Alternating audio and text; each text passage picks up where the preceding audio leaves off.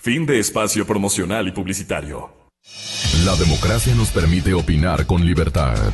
Defenderla es nuestra responsabilidad. Seguimos presentando la revista informativa Democracia. 8:46. Son las 8:46 de la mañana.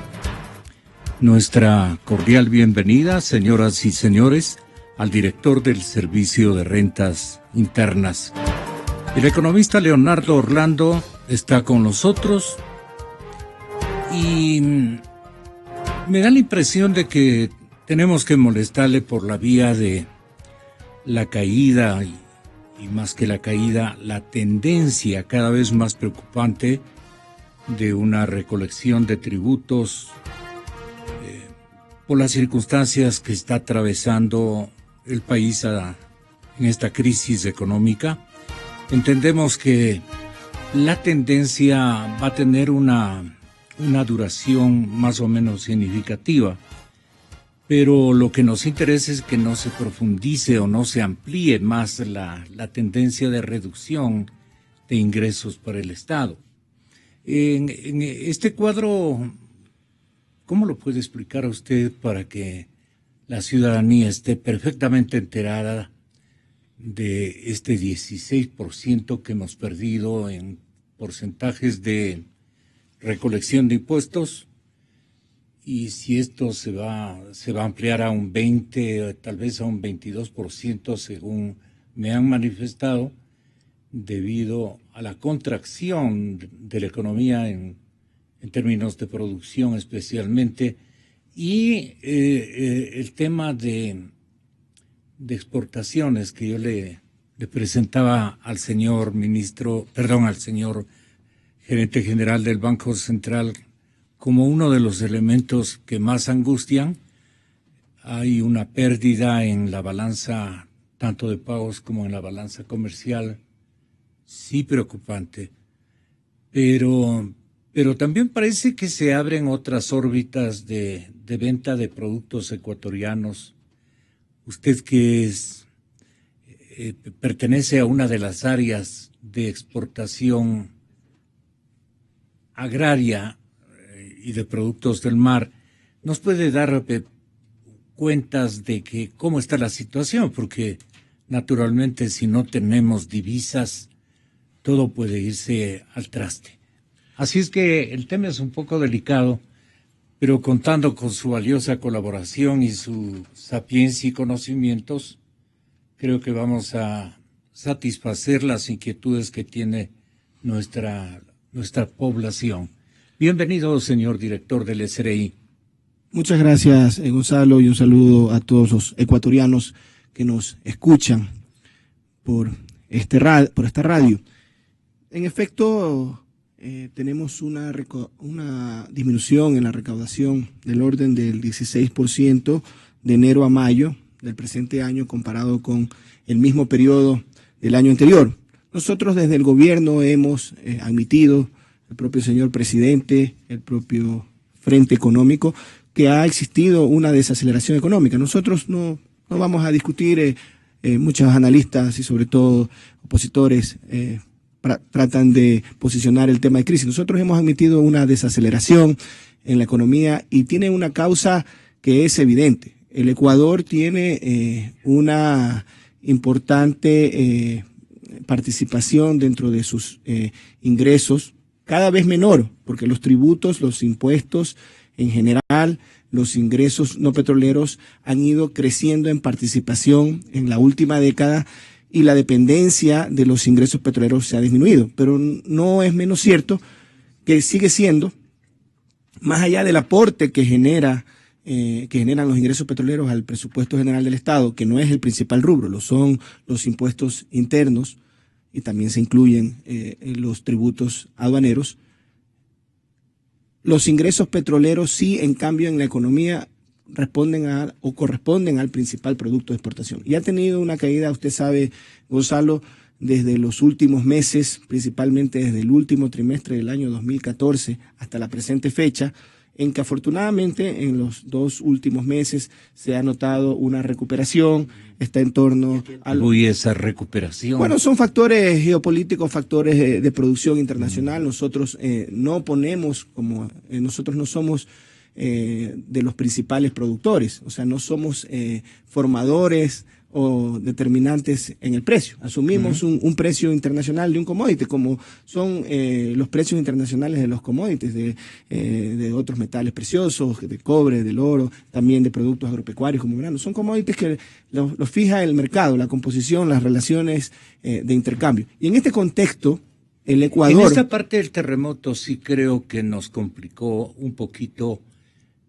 escenarios como los de su provincia, por ejemplo. Hay una disminución, si no hay políticas activas que devuelvan los recursos a la economía, como sí está previsto, si no hubieran políticas activas, la reducción en Manabí es del orden del 9.8% del PIB, según los estudios que realizó la propia CEPAL, la propia Naciones Unidas, conjuntamente con el CEMPLADES, pero que fueron totalmente estudios realizados con metodologías y estándares internacionales. La reducción en Manabí es del orden de los 9.8% del PIB, es decir, una reducción sustancial. Pero confiamos que con los recursos que han venido ya de los fondos de contingencia, con los recursos que se comienzan a recaudar, ya comenzamos a recaudar en este mes los recursos de la ley solidaria, esos más de 1.000 millones que se inyectarían a las zonas de reconstrucción, más los fondos de contingencia, la cooperación internacional, más las inversiones del sector privado. Vemos con buenos ojos, yo obviamente de lunes a viernes paso acá, los fines de semana puedo estar allá con mi familia. Tenemos la oportunidad de ver con beneplácito que a pesar de las pérdidas que se dieron en activos privados, establecimientos... La gente le ha entrado con más ñeque, ¿no? Con mucha fuerza, sí. Y por ejemplo se perdieron algunas clínicas privadas y ya hay 2 proyectos de clínicas totalmente privadas. Asimismo, hay gente que perdió sus edificios de comercios que han tenido por 40 años y los han, primero están temporalmente en las afueras. Puerto Viejo cambió totalmente, por ejemplo, su dinámica en el centro, que es prácticamente la zona cero, al igual lo que pasa en Tarqui y en Pedernales, en casi todo el casco de la ciudad central y las periferias. Pero ya están planteando nuevos proyectos y también con las ayudas estatales, con la ayuda del gobierno, con Ban Ecuador, con CFN, por ejemplo, en el sector de Jama y de Pedernales, que es un sector de producción camaronera. Camaronera, eso vimos ya, que se está activando de nuevo. Se está activando de nuevo a pesar de las graves afectaciones. Hubo camaroneras que perdieron prácticamente toda la totalidad de su... Y en el caso de la infraestructura... Las que están cerca a Pedernales. Toda la que es entre Jama y Pedernales, el sector de Cojimíes no fue tan afectado por el primer terremoto, pero por las réplicas sí. Entonces, ahora en cambio la infraestructura turística ha sufrido una afectación general muy fuerte, pero también hay gente que ya está planteando nuevamente desarrollar proyectos turísticos, nuevos hoteles. Así que confiamos que también con los incentivos, porque la ley no solo trae contribuciones, la creación de contribuciones solidarias, que se comienzan a recaudar desde este mes, ya se publicó el reglamento el lunes de la presente semana, que amplía los plazos para algunas contribuciones que debían pagarse a partir del 10 de junio, se amplía su plazo para el 20 de junio, las fechas de vencimiento, y de ahí en adelante será, tal como está establecido en la norma, del 10 al 28, los meses siguientes, el calendario para pagar las contribuciones. Nosotros confiamos en que a pesar de esta disminución de la recaudación, que tiene 2 explicaciones básicas, lógicas, hay una disminución sustancial del orden de 7 puntos del PIB, de 7.000 millones en las exportaciones. Y hay una disminución. Va a explicar la evolución de... Sí, y hay una disminución de la recaudación. Hay una disminución de las exportaciones, es decir, menos dólares han ingresado a la economía en un año, el equivalente a 7 puntos del PIB, 7.000 millones de dólares menos, principalmente por la caída de los precios del petróleo. Luego, 6 puntos en el ajuste fiscal más importante de la región entre 2015 y lo que va del 2016, tanto en proyectos de inversión como en gasto corriente del gobierno. ¿Qué hace eso?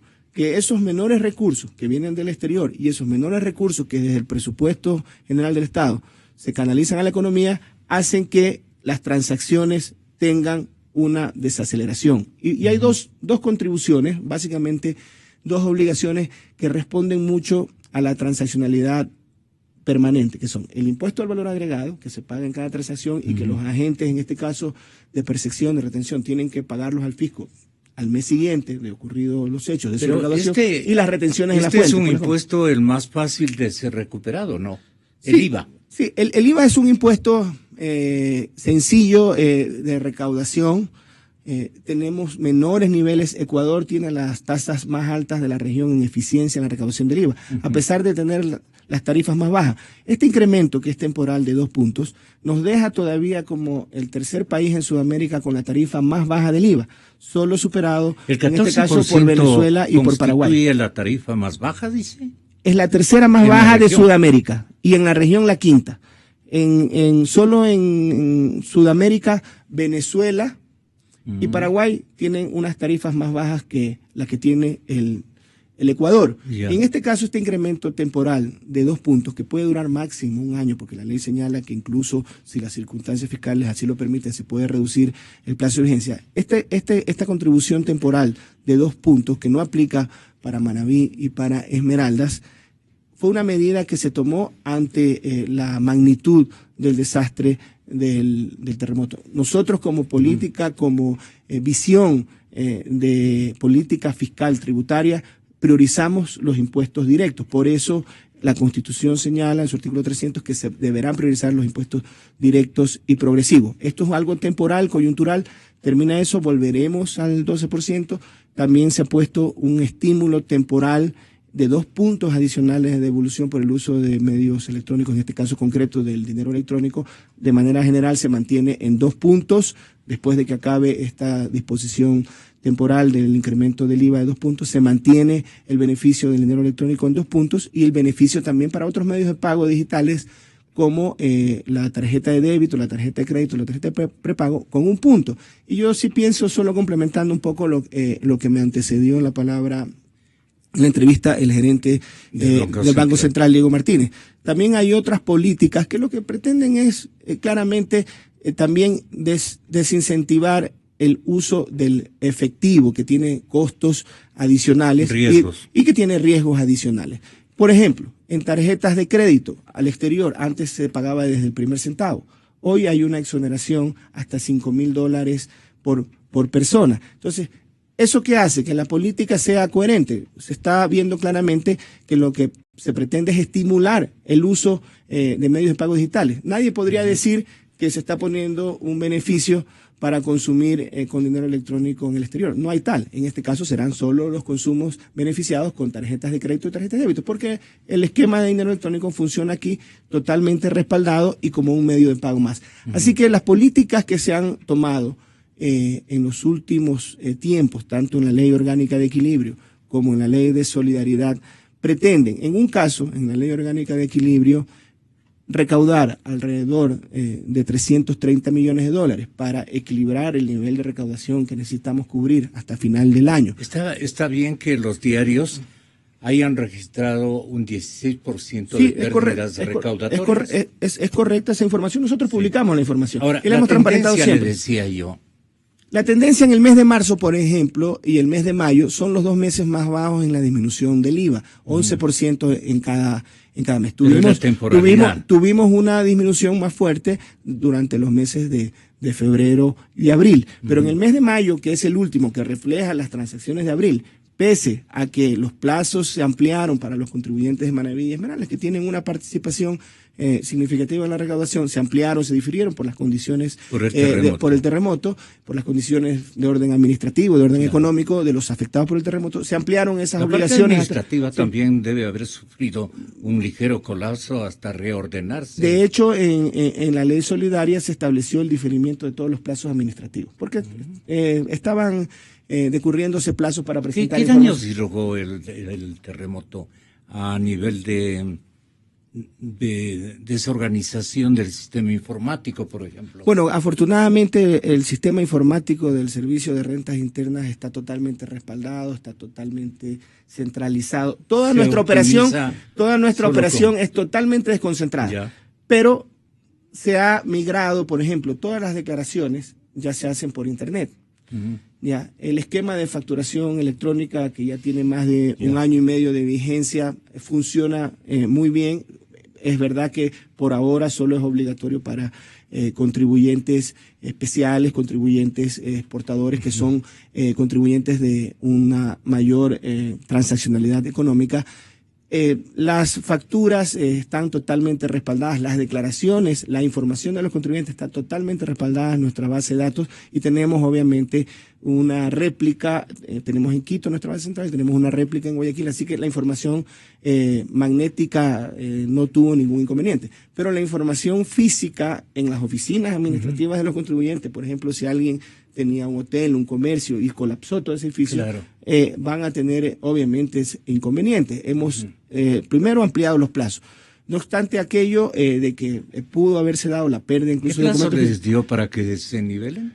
El plazo que dura el estado de excepción, es decir, es decir, desde la fecha del terremoto hasta el primer plazo dado por este. ¿Ya se amplió? Sí. Bueno, eso está establecido en la ley y está establecido en el decreto. Adicionalmente, el COGEP, que comenzó a regir para trámites ya judiciales, también está diferido hasta por un plazo máximo de 6 meses y el Consejo de la Judicatura... Para que no haya equívocos, ¿no es cierto? Para que, primero, que no haya oportunidad o no haya el riesgo de que los contribuyentes pierdan el derecho a presentar sus reclamos administrativos. Exacto. Y todo. Entonces se han interrumpido todos los plazos. Eso es una primera señal de sensibilidad conjuntamente con la ampliación de plazos de declaración de impuestos mensuales, así como los impuestos vehiculares. Se ampliaron los plazos, en algún caso en los impuestos mensuales se amplió hasta finales de julio, todas las obligaciones que se estaban venciendo de abril, lo de mayo y lo de junio, se amplió hasta finales de julio, y en el caso de las obligaciones anuales, impuestos vehiculares, por ejemplo, se amplió hasta el mes de septiembre, para que los contribuyentes que han tenido una afectación económica, principalmente en las provincias de Manabí y Esmeraldas, tengan un diferimiento, un alivio, sin que tengan que pagar ningún tipo de interés, multa o recargo. ¿Usted piensa que la tendencia recaudatoria va a crecer o va a disminuir? ¿Sobre qué bases hace la afirmación que a continuación la escuchamos? Nosotros creemos que los efectos de la reconstrucción, si bien es cierto, en las primeras semanas y meses, los efectos del impacto económico, de la no actividad. Ese va a ser favorable, pues. Los primeros meses, las primeras semanas en algunos comercios no hubo actividad. En ciertas industrias, o por ejemplo la industria turística, un hotel no se repone de manera inmediata. La actividad comercial ha tenido, en este caso, la dinámica de reagruparse en otros sitios y ya se está moviendo, diríamos, de una manera similar a la que se venía moviendo hasta antes del terremoto.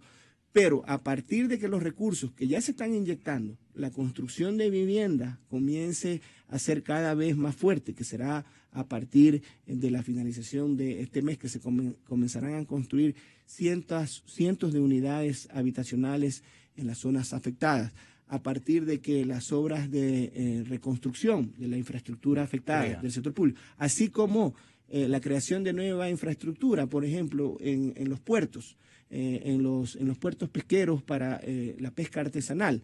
Una de las preocupaciones en las zonas de riesgo es que la gente que vive de la pesca artesanal, a pesar de que hoy no había un puerto, para tener seguridad de ir a zonas más seguras, más altas y tener esos asentamientos, el Estado está obviamente terminando sus estudios para proveer de una solución, de una facilidad pesquera para que la gente pueda con tranquilidad dejar sus embarcaciones y reasentarse en unas zonas que están más seguras y más alejadas de las playas. Entonces, esa infraestructura nueva, por ejemplo...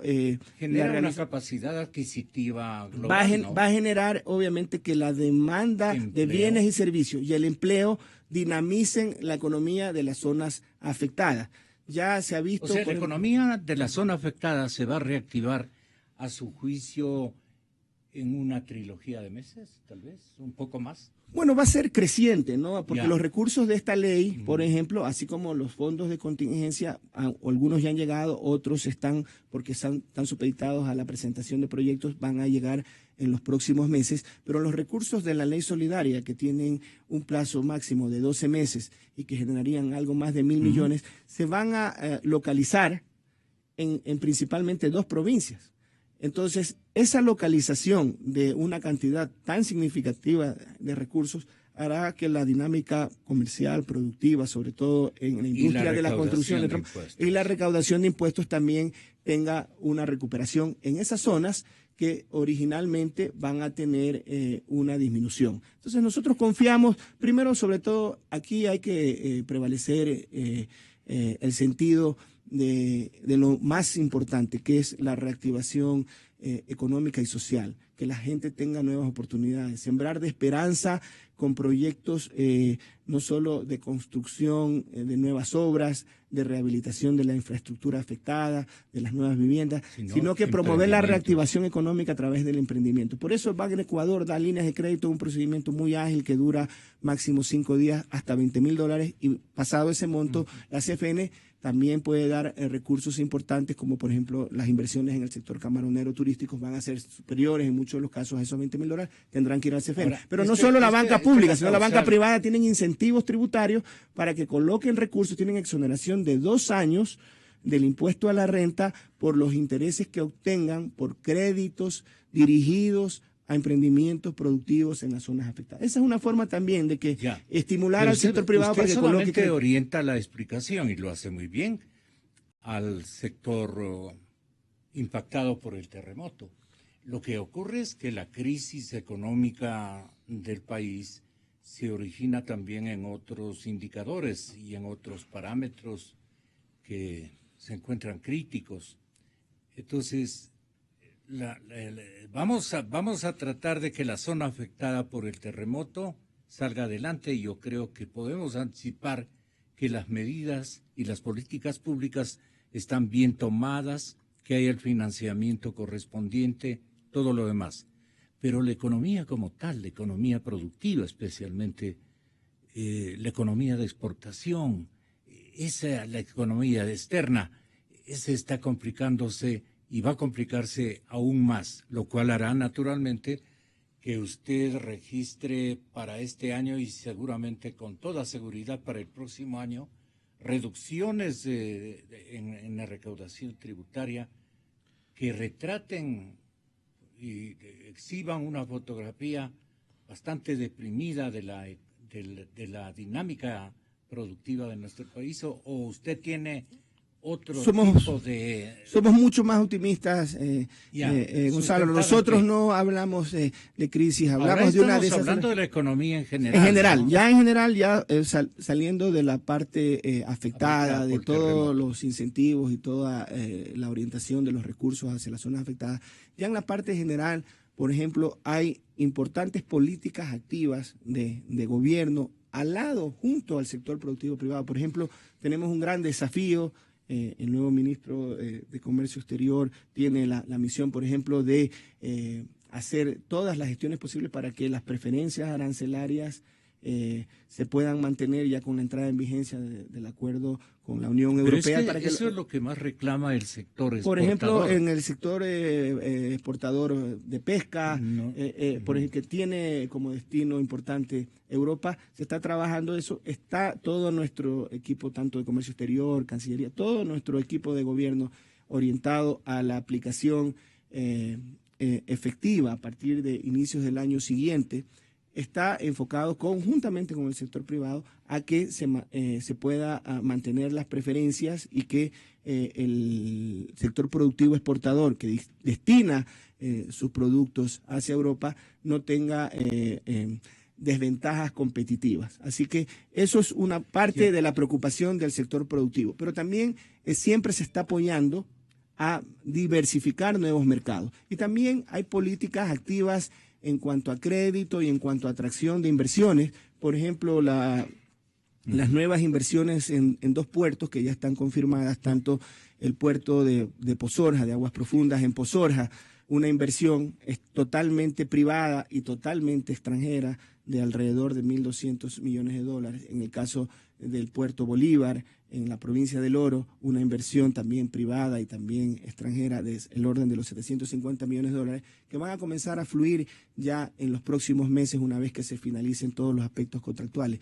También la inversión minera, por ejemplo, usted puede preguntar cómo está la inversión minera teniendo sus efectos en la dinamización de la economía, por ejemplo, en las provincias orientales, en este caso amazónicas de Zamora, por ejemplo, en el tema de la construcción y todo, porque hay inversiones tanto en la concesión que está destinada al cobre de la empresa Ecuacorriente, así como en la otra de otro grupo importante, el Lundin Gold, que hizo fruta del norte. La una es Mirador, que está también, y están en la misma zona, ¿no? Están en la zona amazónica sur, en las provincias, principalmente en la zona el ministro de Zamora. Córdoba estaba informando en la mañana. Sí, entonces hay centenares de millones de dólares que provienen del extranjero, del sector privado, que se están localizando y teniendo un alto impacto en zonas como en las provincias amazónicas. Y asimismo, también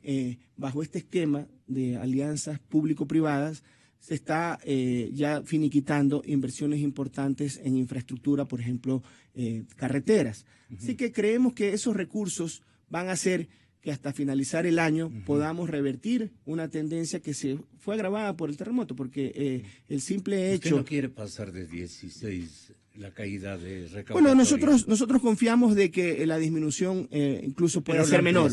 ¿No? La ampliación. Nosotros creemos que los niveles de recaudación se van a ir recuperando conforme los recursos se vayan.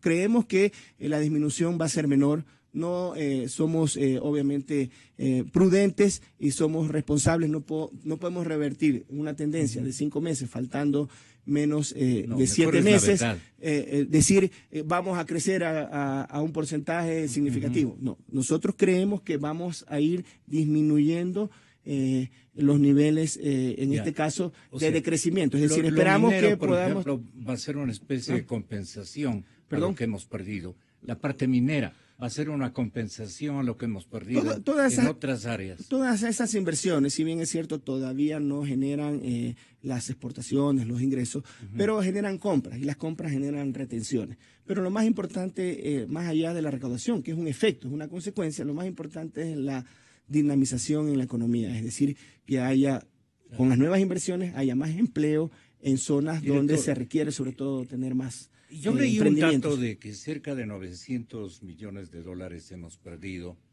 primero por las salvaguardias, segundo porque las exportaciones, especialmente a Europa, no se concretan y que a partir de enero o febrero las cosas van a estar muy complicadas porque no se va a alcanzar a colarnos, digamos, como un país del convenio con el grupo europeo, de países europeos. En esa instancia, ¿tienen previsto tal vez, de alguna manera, reducir las salvaguardias? Las salvaguardias, reducir, clausurar las salvaguardias y de otra manera estimular las exportaciones.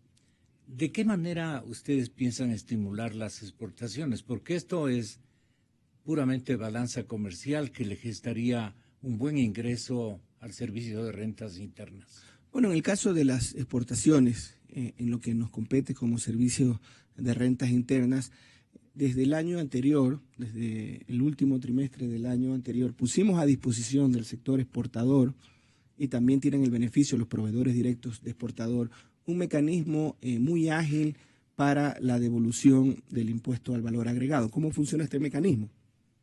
Con una compensación automática en el mismo mes de declaración, como el exportador retiene en todas sus compras y a su vez tiene que pagar al Servicio de Rentas Internas los valores retenidos a sus proveedores, pero tiene derecho a la devolución del IVA por ser exportador, por el principio de no exportación de impuestos.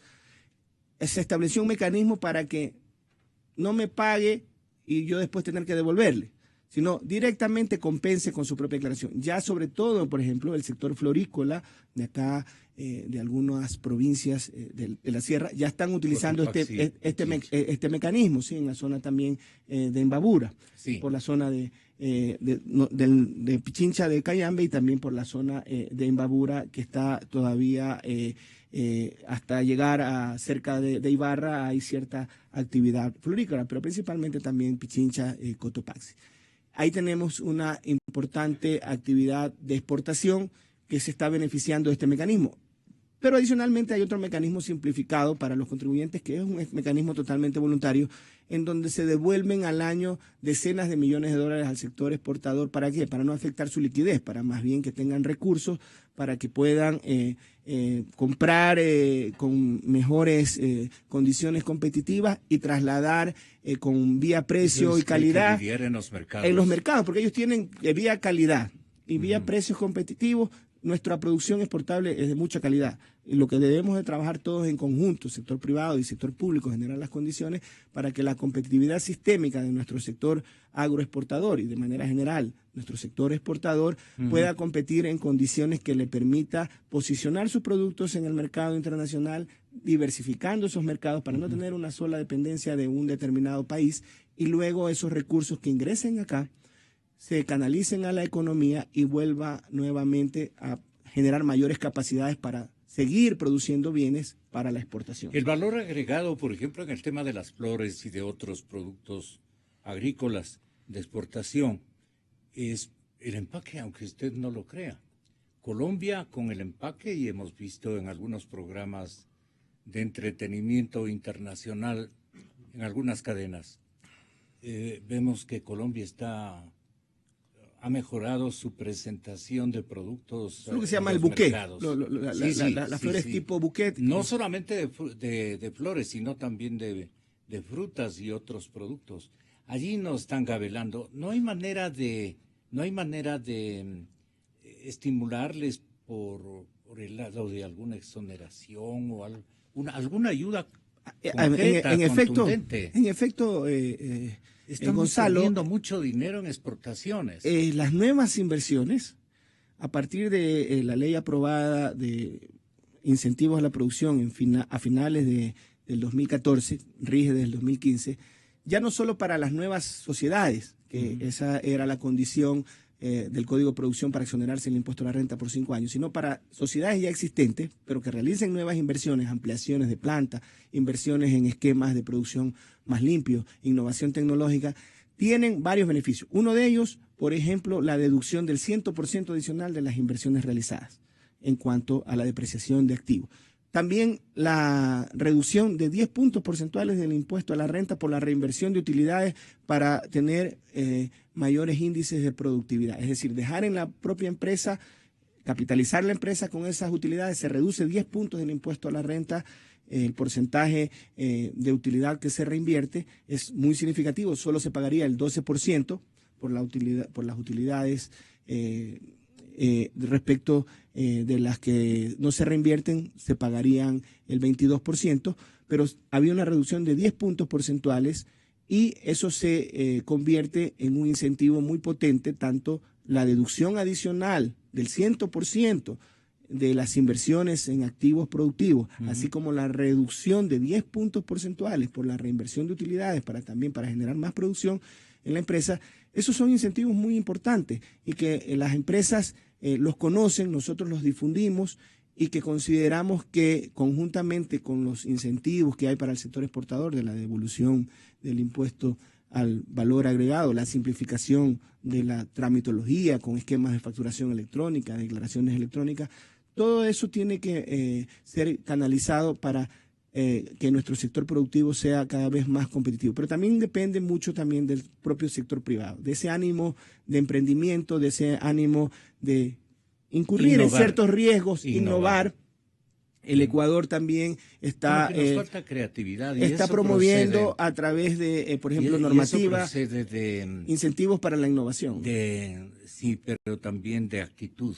Sí, bueno, nosotros confiamos. Con todo lo que nos ha pasado, los empresarios están muy decepcionados del entorno país.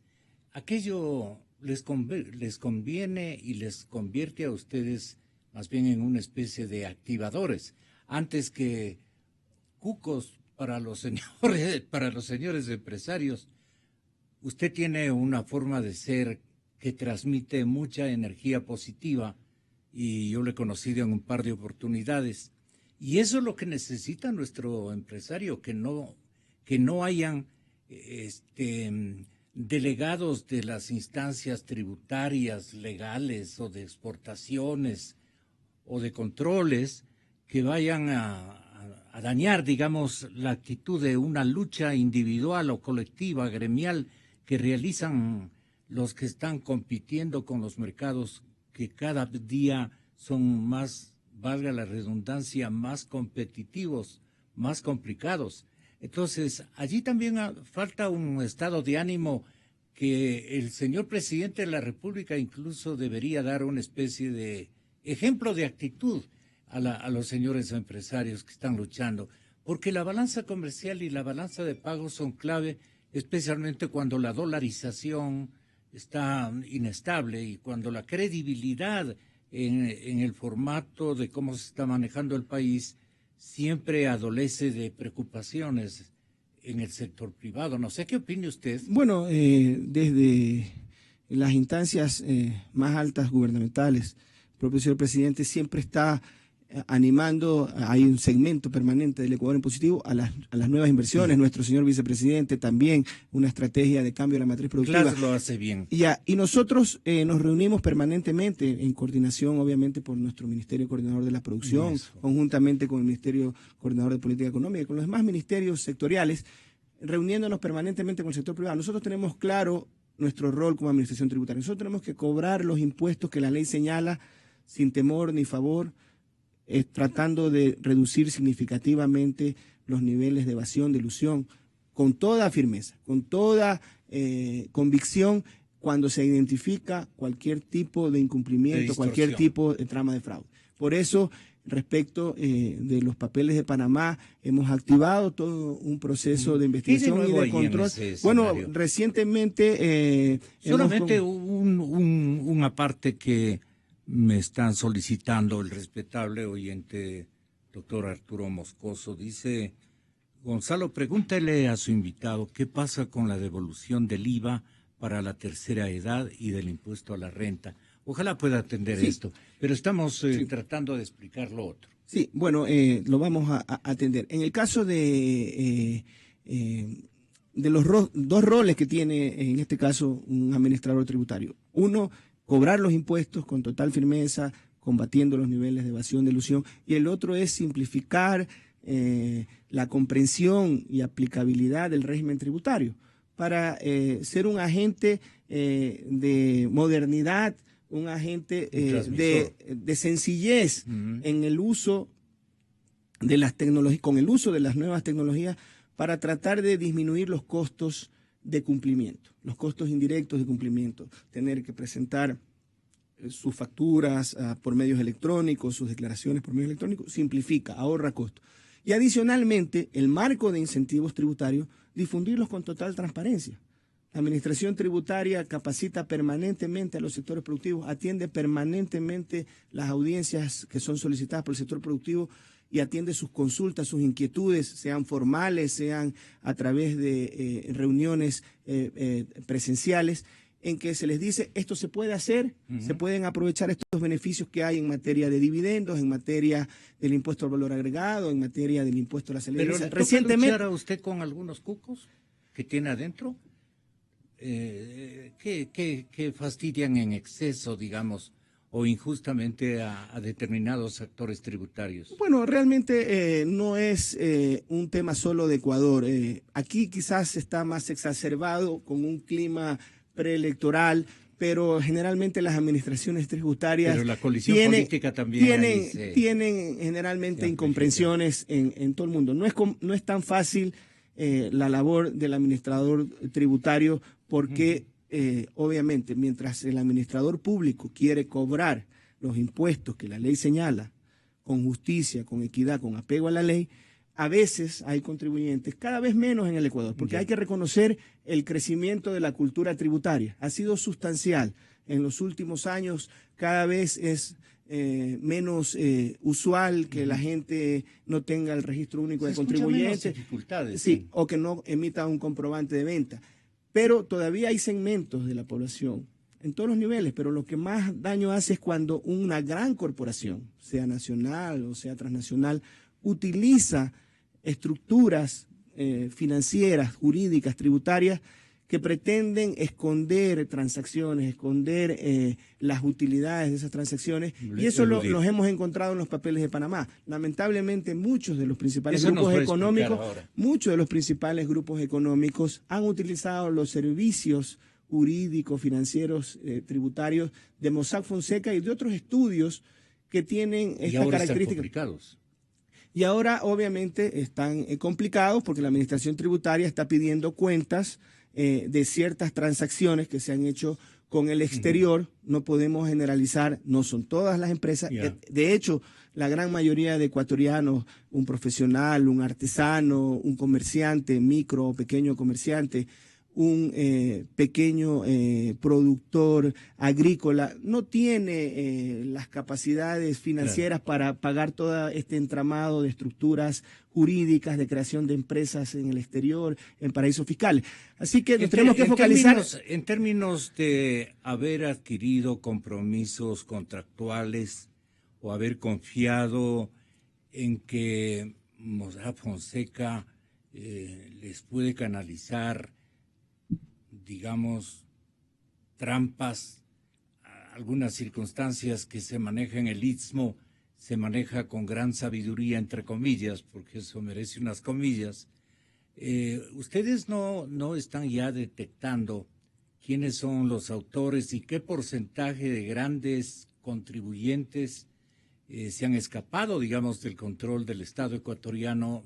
Esto suena que es un tema muy delicado, pero esto tiene que ponerse también ya una para, ¿no? Y de hecho el Servicio de Rentas Internas, no desde que apareció la trama de papeles de Panamá o los Panama Papers, sino desde mucho antes, viene combatiendo, liderando dentro del gobierno como el ente recaudador de tributos y que tiene que proponer las normas necesarias. Hemos ido promoviendo la lucha eficaz contra la utilización ilegítima de los paraísos fiscales a través del régimen de precios de transferencia, tratando de desentrañar el verdadero monto de las transacciones en operaciones de comercio exterior, principalmente de exportaciones. También hay riesgos en ciertas industrias en sobrevaloración de importaciones, pero también con créditos simulados desde las casas matrices domiciliadas en paraísos fiscales. Ha sido una lucha muy dura y que ha dado sus resultados. No por casualidad, en los últimos 9 años se ha casi triplicado la recaudación, y principalmente en el impuesto a la renta, donde más hemos centrado nuestros esfuerzos, porque era en ese impuesto donde los niveles de evasión eran superiores. Y en este caso nosotros hemos visto con preocupación que los principales grupos económicos en los recaudaciones que han detectado, bueno, operaciones, y que han corregido. Bueno, por ejemplo, las operaciones de comercio exterior. Se decía que la caja de banano se facturaba a $6 o a $5 hacia un paraíso fiscal donde nunca llegaba la caja de banano, iba a Europa, iba a Japón, iba a Estados Unidos, donde se vendía en 10 o en $12. Entonces, esas son operaciones de riesgos de precios de transferencia, y que la norma tributaria ya desde el 2008 nos permite grabar eso, nos permite establecer presunción. Unos niveles de seguimiento espléndidos para que se den cuenta, por ejemplo, de lo que nos acaba de mencionar. Afortunadamente tenemos intercambio de información con otros países. Tenemos también la posibilidad de acceder a bases de datos. Confiables. Son fuentes primero que son fuentes oficiales y hay que cruzarlas. Claro. Pero lamentablemente es algo que el Ecuador, independientemente de posiciones ideológicas, y todo país, no solo Ecuador, debe de tener una política que debe trascender a los gobiernos, de una política de Estado, de que necesita un sistema tributario donde el principal valor que rija ese sistema tributario sea la transparencia, el valor ético. Porque esto no es de izquierda o de derecha. Pagar los impuestos es una responsabilidad de todos los ciudadanos. Nosotros, es el con una tendencia tributaria social hacia la izquierda, progresista, es decir, un sistema tributario más sustentado en impuestos directos, progresivos, más que en impuestos indirectos, eso es un tema de tendencia ideológica. Pero independientemente ya de los impuestos que estén, los impuestos que existen, una vez que están establecidos en el ordenamiento jurídico, tienen que cumplirse por todos los ecuatorianos. Señor director, los corruptos que ha habido en gran cantidad y se le atribuye a estos 9 años de Alianza País haber multiplicado estos, llamémosles, no travesuras, no defectos, sino graves distorsiones para con el interés nacional. Ahí estoy más que seguro que los mandatarios, especialmente el presidente y usted en lo particular, debe haber instruido mayor énfasis en el seguimiento de gente que, aparte de perjudicar al Estado, va y coloca dineros en paraísos fiscales. Ese es un doble daño que se le irroga al país, ¿no?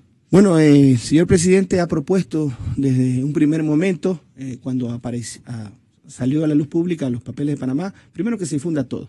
Segundo, ahora un pacto ético. No tapa nadie en el señor presidente. El señor presidente me instruyó. No ha recibido una contraorden. Al día siguiente de que se comenzó a ver cuál era el entramado que estaba detrás del papel de Panamá, me dijo: Leonardo, pon todo un equipo especializado a investigar y que se publique y que se difunda todo. Nosotros conseguimos importante colaboración ciudadana, nos dieron información muy valiosa.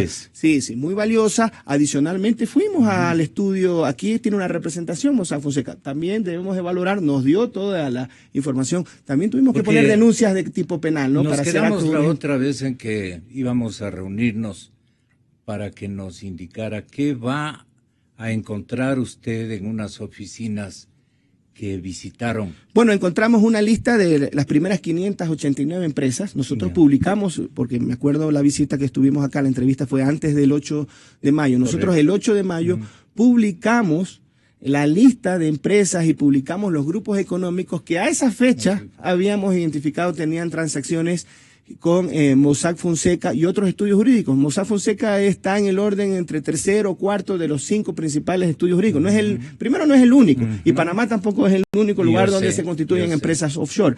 Así que nosotros publicamos esa información que les invito a ver y que estén atentos, porque en los próximos días publicaremos la información actualizada de los principales grupos económicos con ya las transacciones, con la cruce de información que hemos hecho con la base que publicó el Consorcio Internacional de Periodistas el 9 de mayo. En primera instancia ellos publicaron 1.850 empresas. ¿Qué tal el trabajo de los periodistas? Bueno, el trabajo de los periodistas en cuanto a constituir esta corporación, en cuanto a constituir esta base y de difundir esta información, ha ayudado mucho a las administraciones tributarias, al igual que en el Ecuador, muchas administraciones tributarias. Por lo de futuro. Por lo de futuro, pero hay muchas cosas que son de años recientes y que, a pesar de que los archivos que se han filtrado datan del año 77, al menos en el Ecuador, que tenemos una caducidad en el caso de los impuestos para controlar de 6 años hacia atrás, tenemos información muy valiosa y la estamos utilizando, estamos llamando a las empresas, estamos pidiendo información a nivel del exterior, porque tenemos convenio con muchos países que hemos firmado convenios para evitar la doble imposición, que tienen cláusulas de intercambio de información, y estamos obteniendo información muy valiosa. Y hemos identificado ya no 61 grupos económicos de los 125 que tienen relación con... Hemos identificado que 99 de los 125 grupos económicos tienen alguna relación con los paraísos fiscales. Y eso es preocupante. Eso es preocupante. Obviamente, por ser justos, por ser obviamente también transparentes, hay que poner las cosas en su debido contexto. Hay empresas ecuatorianas, hay empresarios ecuatorianos que, a pesar de que en su momento tuvieron empresas offshore, ya han decidido domiciliar todo su capital en el Ecuador. También hay que decir las cosas buenas. Un importante grupo cuencano nos visitó y nos explicó por algunas circunstancias de orden... ¿El Jury? No fue el Jury. Me reservo en este caso el nombre de ese grupo económico. Nosotros, a la luz de las definiciones que da la administración tributaria y de la invitación, porque yo hice una invitación pública, Sí. y la vuelvo a ratificar, Sí. a todo empresario que cree en su país y que quiera domiciliar sus inversiones en el Ecuador, la administración tributaria está presto para darle toda la asistencia necesaria. Y si hay algo que pagar, hay algo que reliquidar, hacerlo tratando de evitar la litigiosidad innecesaria. En este caso, ¿cómo sería ahí el arreglo? por ejemplo, en este caso, bueno, Tendría una chance de poder compensarle. En este caso, por ejemplo, si una empresa tiene, una persona natural está detrás de un entramado jurídico fuera de su país, en paraísos fiscales, lo primero que tiene que hacer es identificar la titularidad de su patrimonio, registrarse como beneficiario efectivo en el Ecuador y pagar, por ejemplo, los dividendos. Porque, ¿qué notamos? Por un lado, cerramos la puerta a los paraísos fiscales y se buscaron los mecanismos para irse a países donde tenemos convenios para evitar la doble imposición, y encontraron algunos espacios en la norma que ya fueron cerradas también a finales del 2014 con la creación del concepto del beneficiario efectivo. Ya algunos empresarios que en su momento tuvieron empresas domiciliadas en paraísos fiscales ya han transparentado su titularidad, porque el Servicio de Renta Internas ha creado normas para que se identifique, para que se transparente quién está detrás de esas compañías en el Ecuador. Y eso se puede apreciar en la publicación de la conformación y la estructura de los grupos económicos del Ecuador, que la norma señala que deben publicarse tanto su conformación como su comportamiento tributario. ¿Se ubica eso? En la página www.sri.gov.es, y eso lo venimos publicando desde inicios del gobierno. En el 2011 incorporamos la información de las accionistas, de las sociedades accionistas en paraísos fiscales de los grupos económicos. Adicionalmente, ahora vamos a publicar importante información, resultado del procesamiento de las bases de datos que publicó el Consorcio Internacional de Periodistas. Y nosotros nos hemos encontrado con la novedad de que no son 1.852 empresas, que no solo son 900 beneficiarios, que no solo son 324 intermediarios, sino que son muchos más, que por algunas circunstancias los periodistas internacionales no pudieron asociar con el Ecuador, porque las empresas se constituyeron fuera, obviamente, sin identificar necesariamente, tratando de esconder el origen, sin identificarse como ecuatorianos. Pero nosotros, a través de esquemas, obviamente, de uso de minería de datos, de la tecnología, hemos podido encontrar muchas más empresas, centenares de empresas adicionales que tienen relación directa con el Ecuador y algunas miles más que tienen relación potencial y de riesgo con el Ecuador. Entonces, nosotros vamos a publicar eso. Ha sido un procesamiento muy fuerte, estamos cerca de 100 funcionarios trabajando solo en esta trama. Esto nos ha cambiado el plan de control, a reorientarnos, a cubrir estos riesgos de la utilización de empresas offshore, fideicomisos, fundaciones, y que lamentablemente perjudican fiscalmente al Estado, pero no solo perjudican fiscalmente al Estado, perjudican la economía, porque esa fuga de capitales en una economía dolarizada que demanda de que la circulación de dólares esté en nuestro país, realmente constituye en una traición, un atentado, una traición artera a su propio país, porque esos recursos que se generan, esas utilidades que se generan utilizando la infraestructura, haciendo negocios en el Ecuador, en vez de financiar el desarrollo, manteniendo esa liquidez aquí, se remite afuera y obviamente con intereses opacos o ilegítimos. Así que nosotros como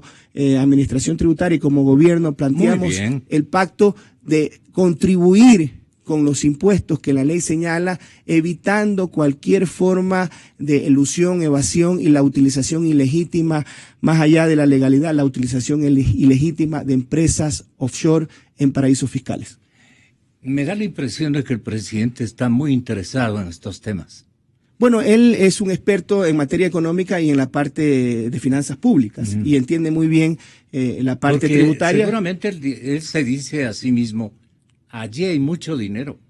Bueno, y debe decirle a usted, mira, aquí tienes para el Estado un montón de plata. No solo para el Estado, que es muy importante que los impuestos que se hayan evadido o eludido se paguen, sino para la economía, que esos recursos vengan, primero se transparenten, donde deben estar y que permitan el financiamiento del desarrollo con equidad, con solidaridad, con justicia social. Así que nosotros tenemos la convicción. Falta acentuar en la calidad del gasto nomás. Bueno, y que no se roben algunos, como decía don Buca, algunos compañeritos. También en ese sentido hemos recibido la instrucción de que sea quien sea, y por eso nosotros hemos puesto denuncias, en este caso, hemos puesto denuncias y por eso hay una persona detenida, porque identificamos transacciones y pusimos una denuncia conjuntamente con el secretario jurídico de la presidencia en el caso del excelente Petroecuador, y hemos aportado toda la información a la fiscalía y seguiremos aportando cualquier hallazgo, sea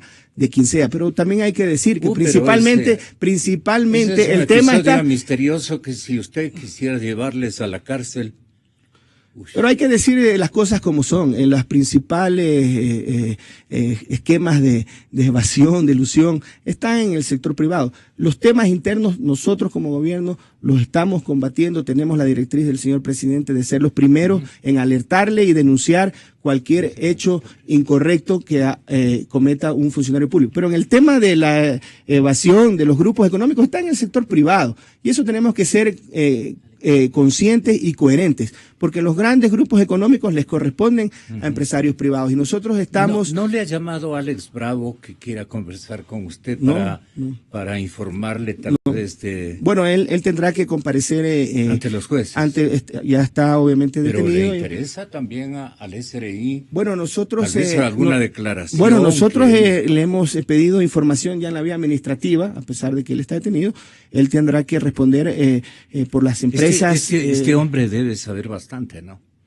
Bueno, él en su momento va a tener que dar sus versiones a la fiscalía, y en la parte administrativa tributaria tiene que responder por las transacciones personales o de las empresas creadas conjuntamente con su sociedad conyugal. Usted tiene, el SRI debe tener cualquier cantidad de preguntas importantísimas. Bueno, tenemos preguntas para muchos ecuatorianos, para muchos empresarios ecuatorianos, porque del siguen sector privado, que siguen tienen el manejo del petróleo gente indeseable. Bueno, cada quien deberá responder por sus acciones. Y ellos saben que estoy diciendo la verdad. Bueno, en el caso yo le puedo decir las instrucciones muy precisas que recibió el señor presidente de que se combata cualquier tipo de incumplimiento, y nosotros estamos actuando apegados a la ley. A nosotros nos interesa que todo ecuatoriano cumpla con la ley en lo tributario y en los aspectos de ética pública y de ética privada. La ética no tiene obviamente solo un direccionamiento para lo público. Éticos hay que ser en el servicio público y en el sector privado. Respecto de la pregunta que me hacía el directo amigo, el señor Moscoso, efectivamente hemos tenido un retraso por el que pedimos disculpas a la ciudadanía. Estamos con el compromiso del Ministerio de Finanzas de en estos días ponernos al día con las devoluciones de los grupos prioritarios, personas adultas mayores y personas con discapacidad, y también del impuesto a la renta, que es un menor número de beneficiarios, pero no obstante no deja de ser muy importante, quienes en su momento pagaron de más. Sí, hemos priorizado eso. En el caso del sector exportador, ellos no tienen mayor inconveniente porque ellos piden notas de crédito. En el caso de los grupos prioritarios, esperamos con un desembolso ofrecido por el Ministerio de Finanzas para estos días, ponernos al día y quedarnos solo con los trámites de las últimas semanas. Ofrecemos atender estas legítimas inquietudes por las cuales pedimos disculpas por estos retrasos que hemos tenido, principalmente desde el último trimestre del año anterior. Nos estamos poniendo al día, ya el 2015 prácticamente está al día, y estamos en algunos casos en las provincias de Manabí y Esmeralda se ha priorizado. Estamos al día hasta el mes de abril y esperamos ponernos al día con todos hasta el mes de mayo en el transcurso de esta y las siguientes semanas. Ha informado acertadamente al país todo lo que le hemos preguntado, economista Orlando. Muchas gracias por su gentil presencia en esta emisora. Estaremos a molestarle oportunamente. Nos ha apartado el tiempo a los dos, pero su antecesor en el tiempo de radio y televisión se quedó mucho, le detuvimos, igual con el mismo interés que teníamos en conversar con usted sobre estos tópicos. Hasta una próxima oportunidad. Muchas gracias. Muchas gracias a usted, Gonzalo, y un saludo muy afectuoso a todos los ecuatorianos. Bien, le vamos a convocar al asambleísta Wilson Chicaiza, que está ya en nuestras instalaciones.